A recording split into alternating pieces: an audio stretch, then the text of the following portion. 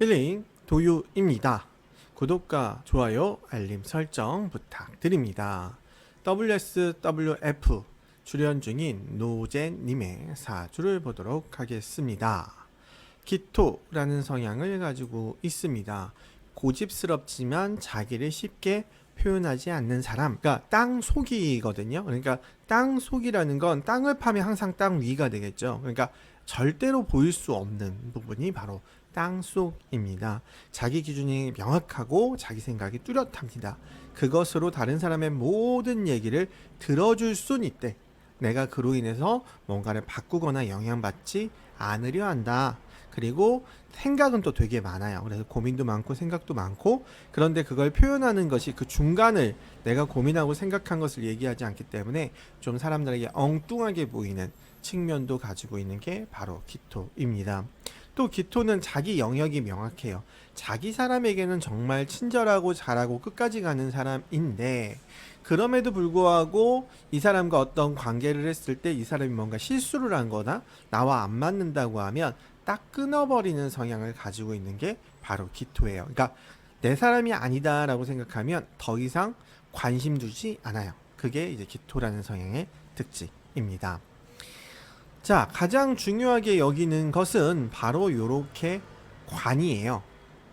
정해진 대로 한다, 주어진 대로 한다, 안정적인 것을 되게 중요시하고 좋아하는 성향을 가지고 있다. 그래서 고지식한 성향을 가지고 있다. 무엇인가 내가 할 것이 정해졌다면 반드시 그래야만 하는 성향을 가지고 있는 사람입니다. 그래서 그게 이제 결혼이 됐던, 내가 속해 있는 단체가 됐던, 내가 만나는 사람이 됐던, 한번 정해진다면 그 정해진 것을 꾸준히 이어가려고 하는 성향을 가지고 있다. 그러면서 재능으로 보면 도화가 두 개가 있고요, 역마가 하나 있는데 요렇게가 합의된다고 했으니 봄의 도화가 엄청 강합니다. 도화 중에서도 봄의 도화는 무엇인가 생성되고 만들어지는 도화이고요, 새싹이고 자라나는 도화이기도 합니다. 그러니까 뭔가를 성장하고자 하는, 보여주고자 하는 도화다 라고 보시면 될 것 같아요. 그러니까 뭔가를 계속 새롭게 함으로써 사람들에게 시선을 받는 도화이고요. 의외로 이 묘라는 도화가요, 이제 그 아이를 낳는다라는 개념도 가지고 있기 때문에 뭔가 이제 좀 자수처럼 뚜렷하게 이제 성적인 부분은 좀 덜한데요. 그럼에도 불구하고 좀 매력적인 부분도 가지고 있다라고 하는 게 이제 묘라는 것의 도화이기는 합니다. 그래서 뭔가를 내세우고 보여주고 주목받음으로써 새롭게 사람들에게 주목받으려는 기질을 가지고 있다. 그런 도화를 가지고 있다. 더군다나 맨 앞에 수의 도화까지 있으니까 어떤 섹시한 매력을 가지고 있는 사람이다. 이 사주의 힘을 보자면 일단은 신약할 확률이 좀 높아요. 왜냐하면 토인 내가 하나밖에 없고 나를 도와주는 화도 하나밖에 없기 때문에 그렇습니다. 대신에 인목이라고 해서 인월에 태어났는데 여기에 화와 토가 같이 들어는 있어요. 그래서 시에 따라서 바뀔 수도 있는 사주이기는 한데 기본적으로는 조금 힘이 약한 사주이지 않을까라는 생각이 들고요. 그렇다면 화토라는 기운이 들어오면 더 좋지 않을까라고 생각할 수 있습니다. 자, 그러면 운을 볼 텐데 32세부터의 운은 정해대운이라는 운이에요. 수대운입니다. 그것이 해묘합목이라고 해서 나의 관과 합해요. 무슨 얘기냐? 내가 원하는 것들을 얻기 위해 정해진 대로 하겠다라는 개념입니다. 그래서 목적이 명확하지만 그것이 그 목적에 따라 이것저것 하기보다는 한번 정해진 것을 꾸준히 이어나간다, 안정적이다. 그러나 이것이 이제 내 힘은 아니기 때문에 내가 그것을 따라가고 쫓아가는 것이 조금 버겁거나 힘들어질 수 있다라는 개념이거든요. 자, 그러면 25년 올해의 운을 봐야 될 텐데 올해의 운은 꽤 좋은 운입니다. 왜?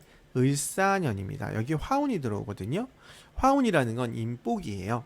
그래서 이 사주에는 힘이 좀 약한 편이지 않을까라는 생각을 했다면 여기에 인복이 들어온다는 건 누군가의 도움이나 영향으로 내가 하고 싶은 것들을 마음껏 해볼 수 있다라는 개념입니다. 그래서 아주 좋은 운에 있는데 대신에 대운과 세운이 사해충이라는 역마살이 좀 있기는 해요. 그래서 뭐 춤을 추실 때나 아니면 운동을 할 때나 내가 움직일 때 조금이라도 좀 무리하지 않고 어떤 슬럼프가 있을 때 막 애쓰지 않고 그렇다면 조금 다칠 수 있을 부분이 있다.